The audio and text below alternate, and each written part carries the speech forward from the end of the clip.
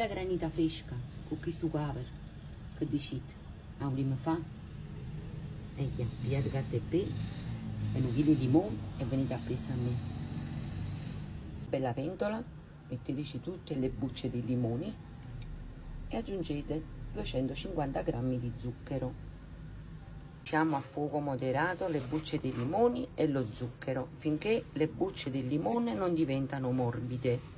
Nel tempo ci spremiamo i limoni. Il zucchero si è sciolto, adesso spegniamo, facciamo raffreddare e frulliamo tutto.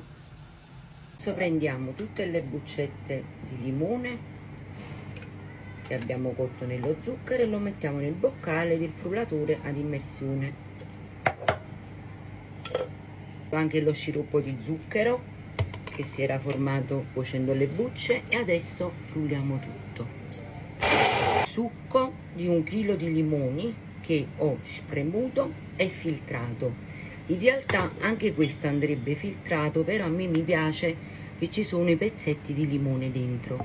Adesso uniamo 1 litro d'acqua e facciamo tutto il mesca francesca. Se volete potete usare anche l'acqua e capifierra, sarebbe la fontana, però io preferisco l'acqua in bottiglia. 1 litro e lo uniamo al succo di limone. Prendete un bel contenitore alto e unite acqua e succo di limone.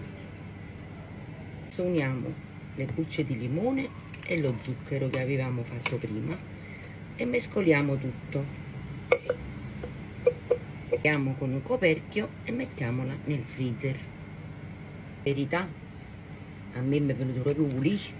Ho messo 2 cubetti di ghiaccio, questo potete farlo anche voi. Aggiungo un po' d'acqua, foglioline di menta fresca, aspetto qualche minuto e bevo. Noi a Napoli lo chiamiamo sarchiapone. Quando andiamo in un bar diciamo fai un bicchiere bello freddo di sarchiapone, acqua e limone. Ah, che freschezza. E se vi piace pure a voi sarchiapone, scrivete a me nei commenti.